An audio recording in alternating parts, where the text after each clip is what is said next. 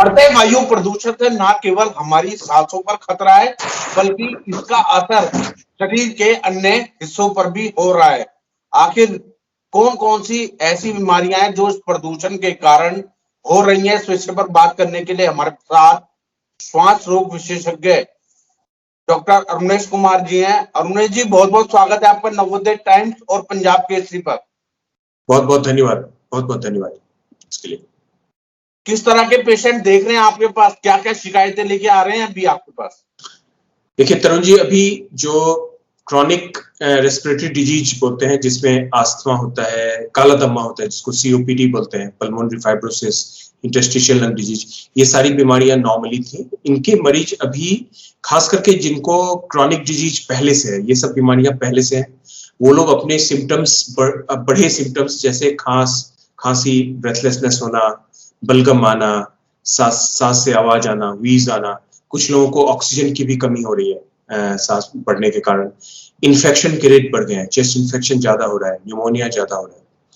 और जिन लोगों को पहले से चेस्ट प्रॉब्लम्स नहीं है, वो लोग भी एक नई समस्या के साथ आ रहे हैं, जिसमें वो अब कह रहे हैं कि मुझे सांस फूल रही है, मुझे खांसी हो रही है, आंख में से पानी आना, नाक बंद होना, नाक से पानी आना, जुकाम होना, ये सारे जितने एलर्जिक सिम्टम्स जिसको हम लोग बोलते हैं मेडिकल लैंग्वेज में, ये एलर्जिक सिम्टम्स की अचानक से बहुत ज्यादा इंसिडेंस इसके बढ़ गए हैं।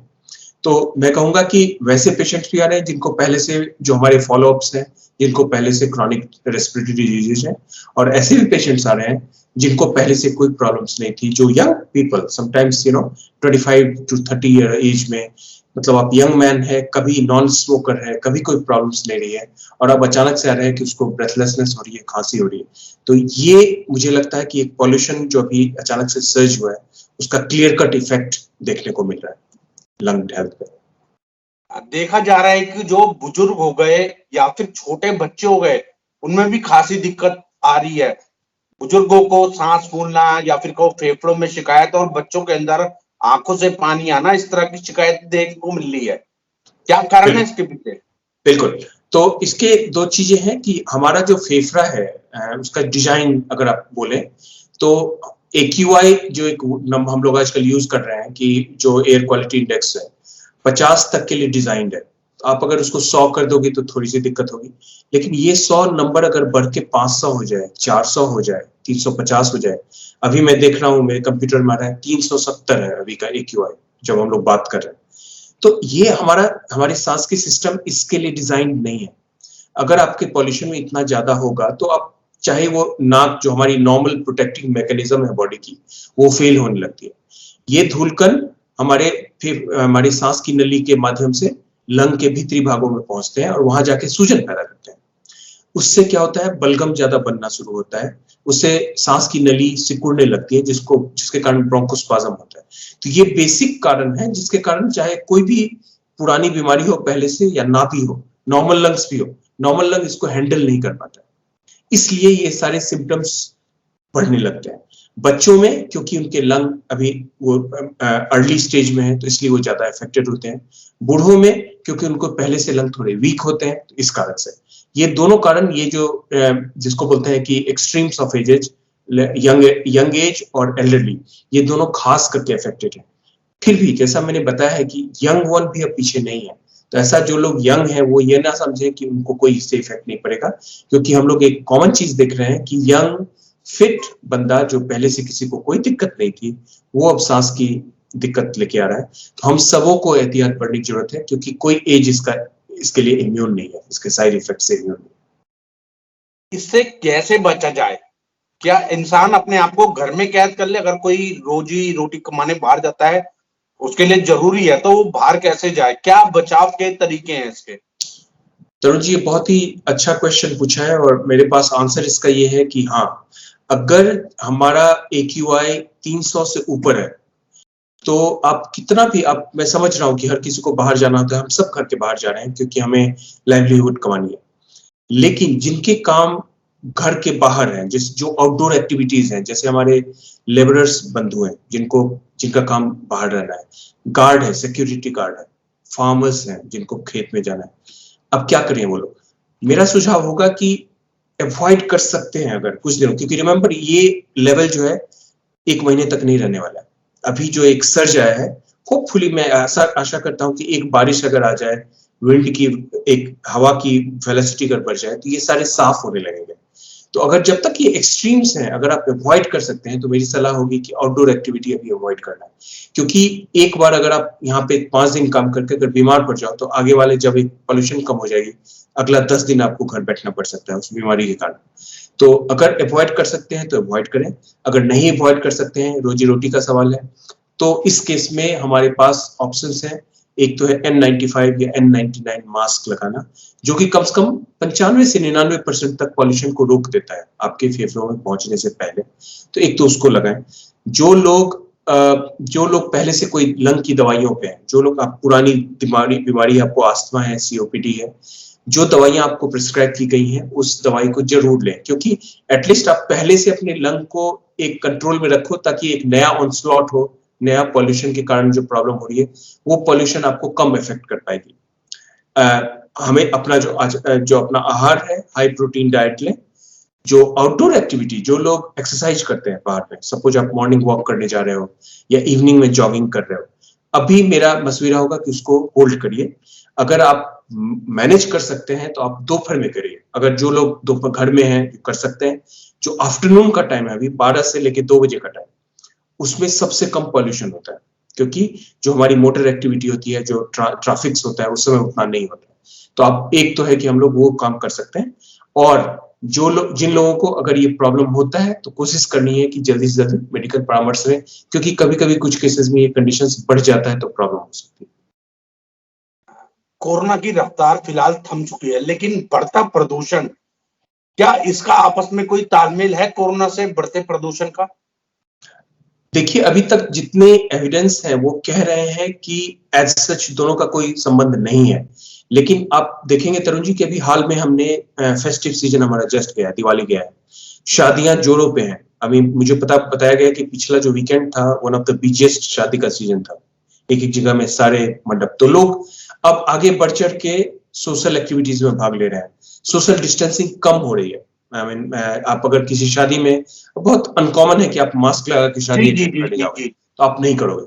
तो सोशल गैदरिंग बढ़ गई है, सोशल डिस्टेंसिंग कम हो गई है, और वेस्ट में नंबर ऑफ कोरोना केसेस बढ़ रहे हैं। ओवरऑल अगर आप देखें तो नंबर ऑफ केसेस डेली अब बढ़ रहे हैं, दिल्ली में भी, दिल्ली NCR में हर दिन थोड़ा थोड़ा नंबर का इजाफा हो रहा है। तो हमें क्या करना चाहिए? हमें अभी अप्रोप्रिएट सोशल बिहेवियर, जो सोशल डिस्टेंसिंग और कोरोना अप्रोप्रिएट बिहेवियर है, उसको कर रखना है। क्या ये नंबर बढ़ेगा? चांसेस हैं बढ़ने के। क्या ये पुराना वेव 3 आने का चांस है? मुझे लग रहा है कि अगर बढ़ेगा भी, तो अब मुझे नहीं लगता कि अब सेकेंड वेव जैसा कोई वेव आने वाला है। इसका कारण है कि अब थोड़ी हमने नंबर ऑफ वैक्सीन रेसिपिएंट्स बढ़ गए हैं, लोगों में थोड़ी सी अवेयरनेस तो जरूर बढ़ी है। तो उतना खराब नहीं होगा, लेकिन चांसेस हैं कि अब जिस हिसाब से एक स्पाइक आना शुरू हुआ है, तो कोरोना के केसेस बढ़ सकते हैं। इसका पॉल्यूशन से कोई संबंध है? पक्का संबंध अभी तक स्टैब्लिश्ड नहीं है, लेकिन चूंकि धूल कणों के साथ वायरस रैप्ड हो सकता है ड्यूज में, तो उसके ट्रांसमिशन बढ़ सकते हैं। लेकिन इसका अभी तक पक्का एविडेंस वाइज ऐसा कोई एविडेंस नहीं है कि बढ़ना चाहिए। एक चीज मैं जानना चाह रहा था, आपने भी सलाह दी कि घर में ही रहे। कई लोगों ने घर का प्रदूषण नापा अपने, तो वो भी 300 के आसपास था। तो घर में भी आदमी कैसे सेफ रहे अगर प्रदूषण 300 350 की रेंज में है AQI? बिल्कुल। तो AQI, जब आपका वातावरण इतना प्रदूषित है, तो बट नेचुरल है कि आपके घर में प्रदूषण आएगा, क्योंकि हम लोग घर में जो हवा में सांस ले रहे हैं, जो ऑक्सीजन आ रहा है, तो बाहर से ही आ रहा है। तो ऑफ कोर्स वहां उस ऑक्सीजन के साथ कुछ धूल कण भी आएंगे। लेकिन हमें कोशिश करनी है कि दिन में अपने दरवाजों को बंद करके रखें। जैसे हम लोग पहले कहते थे, थोड़ी खिड़कियां खोल लो, बाहर से ऑक्सीजन आ जाएगा। अभी वो काम नहीं करना है, क्योंकि आप अगर वो कर रहे हैं, तो उसके साथ साथ ऑक्सीजन के साथ ज्यादा प्रदूषण अंदर आ रहा है। घर में अपनी एक्टिविटी, जैसे हम लोग जो इंडियन फूड होता है, उसमें बहुत ज्यादा छौंक लगाना, तेल लगाना, तलना, जिससे बहुत ज्यादा ये आता है, इस सब फूड हैबिट्स को भी थोड़ा कम करना है। अगर करते भी हैं तो घर में एग्जॉस्ट लगा के करें। किचन में चिमनी अगर है तो उसको ऑन कर लें, ताकि वो सारा जो पार्ट है अंदर में ये ना हो। और कोशिश करें कि घर और दरवाजों को बंद रखें। मतलब उसके अलावा और कोई ऑप्शन नहीं है। अगर आप एयर प्यूरिफायर लगा सकते हो घर में, अच्छा है। एडिशनल ये एक अच्छा मतलब उपाय है इंडोर पॉल्यूशन को कम करने का। मैं खुद देखता हूँ कि बेडरूम में जब आता हूँ, मैं ऑन करता हूँ तो ये 90-100 ऐसा दिखाता है PM 2.5 लेवल, लेकिन एयर प्यूरिफायर ऑन कर देने के बाद ये कम होके 20-30 पे आ जाता है। तो ऑफ कोर्स आपके घर में भी पॉल्यूशन है, लेकिन जैसे मैंने आपको पहले बताया कि हमारा फेफड़ा 50 से 100 तक हैंडल कर सकता है। प्रॉब्लम तब है जब आप 350-400 में चल रहे हो, और उसमें अगर आपका परसिस्टेंट एक्सपोजर हो रहा है, मतलब यही लेवल लंबे समय तक हो रहा है, तब जाके लंग की बीमारियां शुरू होती है। तो ये स्पाइरल को अगर हम लोग ब्रेक कर दें, इस साइकिल को, तो हम लोग लंग हेल्थी रह सकते हैं, क्योंकि एक समय में 5 मिनट के लिए आप 400 में जा रहे हो तो उतनी हानि नहीं है जितना कि 300 आप पीछे अगले 3 महीने तक रह गए। अब persistent exposure is very important. One of exposure खराब है, लेकिन इतना खराब नहीं है जिससे आपको कोई मेजर प्रॉब्लम हो जाए। बढ़ता प्रदूषण बीमारियों का कारण है, लेकिन अगर कोई इंसान बीमार हो जाता है, उसे कैसे पता चलेगा कि प्रदूषण का जो खतरा है वो मेरे पे आने लगा, या फिर मैं बीमार हूँ? क्या सिम्टम्स उसको दिखेंगे? आपसे कॉमन जानकारी के लिए पूछना चाह रहा था मैं। तो एक तो है कि अगर, जैसे मैंने बताया, इसमें 2 कैटेगरी में इसका जवाब होगा। 2 कैटेगरी के पेशेंट्स हो गए। एक पेशेंट्स हो गए जिनको पहले से क्रॉनिक डिजीजेस है, उनको पहले से छाती की बीमारियां हैं, सांस की बीमारी है, तो वो नोटिस करेंगे कि जिस दवाइयों पे वो पहले एकदम ठीक ठाक थे, अचानक से उसी दवाइयों पे उनके सिम्टम्स बढ़ने लगे हैं। वो पहले जैसे सांस नहीं फूलती थी, अब सांस फूलने लगी है। पहले खांसी नहीं हो रही थी, खांसी होने लगी है। बलगम आने लगा है, बुखार होने लगा है। तो इसका मतलब है कि एक नया सिम्टम्स, अगर ये सारी चीज आने लगे हैं, मतलब आपको कुछ नया प्रॉब्लम हो रहा है। और आजकल हम लोग देख रहे हैं मोस्ट लाइकली कारण इसका प्रदूषण ही है। दूसरा, ऐसे लोग जिनको पहले से चेस्ट बीमारियां नहीं थी, अचानक से उनको फील होने लगा है कि चेस्ट टाइटनेस हो रही है, आंख में पानी आ रहा है, नाक से पानी आ रहा है, जुकाम बढ़ने लगा है, सांस फूलने लगा है। तो ये सब सारे सिम्टम्स होंगे, जबकि उनको मेडिकल परामर्श लेना चाहिए। तो ये सारे कॉमन सिम्टम्स हैं जहां पे कि आपको डॉक्टर से दिखाना चाहिए। अमृत जी, आप काफी सीनियर डॉक्टर हैं, पारस हॉस्पिटल में तैनात हैं। जब से प्रदूषण बढ़ा है, लोगों के मन में एक डर हो गया है कि बाहर ना निकले, कि बाहर निकलेंगे तो ये बीमारियां हो जाएंगी। इस माहौल में डॉक्टर अरुणेश कुमार लोगों से क्या कुछ अपील या सलाह देना चाहेंगे पंजाब केसरी टीवी और नवोदय के माध्यम से? मैं कहूंगा कि जब तक ये एक्सट्रीम पॉल्यूशन है, ये पॉल्यूशन बहुत दिनों तक इतने लेवल पे नहीं रहने वाला है। पिछले साल भी ऐसा हुआ था, ये कोई पहली बार नहीं हुआ है। तो मोस्ट लाइकली हम लोग अगले 2 हफ्ते में, मैं एक्सपेक्ट करता हूं कि पॉल्यूशन लेवल वापस 150 के करीब आ जाएगा। और जब 150 to 200 आ जाता है तो खतरा होता है, लेकिन इतना खतरा नहीं होता है, इसलिए पैनिक करने की जरूरत नहीं है। लेकिन हमें सावधानियां लेनी चाहिए। जो हमारे बड़े बुजुर्ग हैं, जो बच्चे हैं, वो एक्स्ट्रा प्रिकॉशन लें। जो यंग एडल्ट्स हैं, इनको पहले से बीमारी नहीं है, जैसा मैंने बताया कि मास्क लगाएं।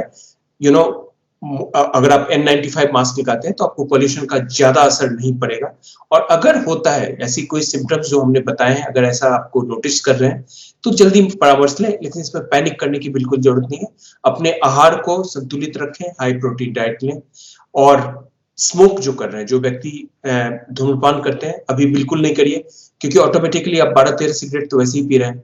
अब आप दिल्ली की हवा की अगर 360 AQI is equivalent to 12 cigarette, तो 12 सिगरेट अभी दिल्ली NCR का हर एक व्यक्ति पी रहा है।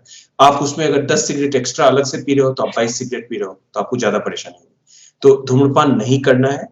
और जो इंडोर पॉल्यूशन के बारे में आपने अच्छा क्वेश्चन पूछा था, वो सावधानियां रखें, ताकि आपका एटलीस्ट घर का वातावरण जो है वो प्रदूषित ना हो।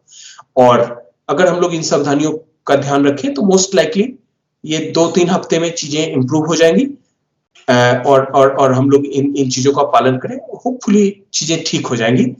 पैनिक नहीं करना है, सावधानियों पे ध्यान रखना है। बहुत बहुत शुक्रिया सर, अपना कीमती समय और महत्वपूर्ण जानकारी देने के लिए। और उम्मीद करेंगे कि आप समय समय पर आकर इस तरह की महत्वपूर्ण जानकारियां लोगों तक पहुंचाते रहें। बहुत बहुत धन्यवाद सर, पंजाब केसरी टीवी और नवोदय टाइम्स से बातचीत के लिए। तरुण जी, बहुत बहुत धन्यवाद, बहुत बहुत धन्यवाद। नमस्कार।